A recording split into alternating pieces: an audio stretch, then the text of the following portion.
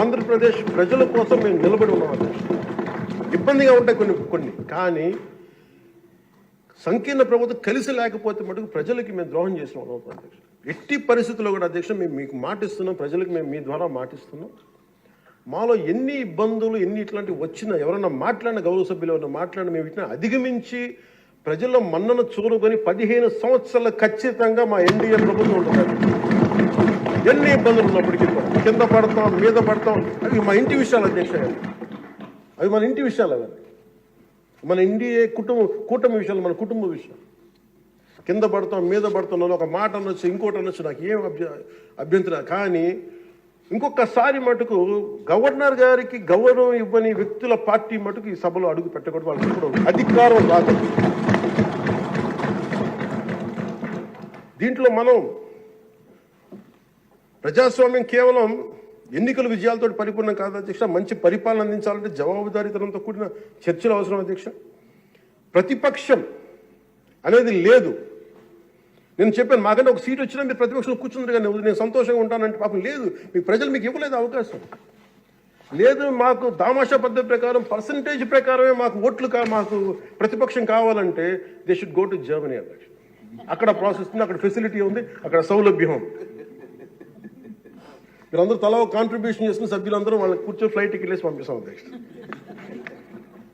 అంటే ఇక్కడ మనకున్న, అంటే మనం సరదాగా మాట్లాడుకున్న మనకున్న బాధ్యత, మనమే అధికార పార్టీ, మనమే మన గౌరవ ముఖ్యమంత్రి గారు చెప్పారు అధ్యక్ష, మనమే ప్రతిపక్షంగా కూడా ప్రవర్తించాలని. అంటే నిర్మాణాత్మక ప్రతిపక్షంగా యాజ్ ఎ కాన్షియస్ కీపర్గా.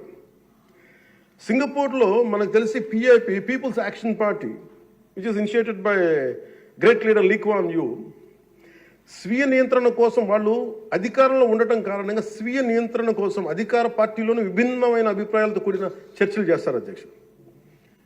భారతదేశ స్వాతంత్రం వచ్చాక పార్లమెంటు మొట్టమొదటి సమావేశ సందర్భం ప్రస్తుత సభకి ప్రజలు ఇచ్చిన తీర్పును ప్రతిబింబిస్తుంది. అప్పుడు ఇతర పార్టీ నుండి గెలిచిన అంబేద్కర్ గారిని న్యాయశాఖ మంత్రిగా నియమించారు. ప్రతిపక్ష జనసంఘ చెందిన శ్యాంప్రసాద్ ముఖర్జీ నెహ్రూ గారు మంత్రివర్గంలో చేర్చుకున్నారు. వారు బాబు రాజేంద్ర ప్రసాద్ గారిపై అనేక నిర్ణయాలపై విభేదించేవాళ్ళు. ఎమర్జెన్సీ తర్వాత వచ్చిన ప్రభుత్వంలో కాంగ్రెసేతర పక్షాలు వాజ్పేయి గారు కానీ మొరార్జీ దేశాయ్ గారు కానీ చరణ్ సింగ్ గారు విభిన్నమైన పక్షాలు భాగస్వామ్యమైనవి. నేటి ఆంధ్రప్రదేశ్ పరిస్థితి స్వాతంత్రం సిద్ధించిన తర్వాత లేక ఎమర్జెన్సీ తర్వాత దేశ పరిస్థితిని గుర్తు చేస్తున్న అధ్యక్ష. రెండో ప్రపంచ యుద్ధంలో కూడా బ్రిటన్కి జాతీయ ఐక్యత అవసరమైనందున లేబర్ పార్టీ నాయకుడు అట్లీ చర్చిల్ సంకీర్ణ మంత్రివర్గంలో మంత్రి అయ్యారు. మా పార్టీ, మా కూటమి పాత తరం విలువలతో కూడిన రాజకీయం చేస్తున్నాం అధ్యక్ష. అందుకే ఈ ఇబ్బందులను మేము నిలబడతాం.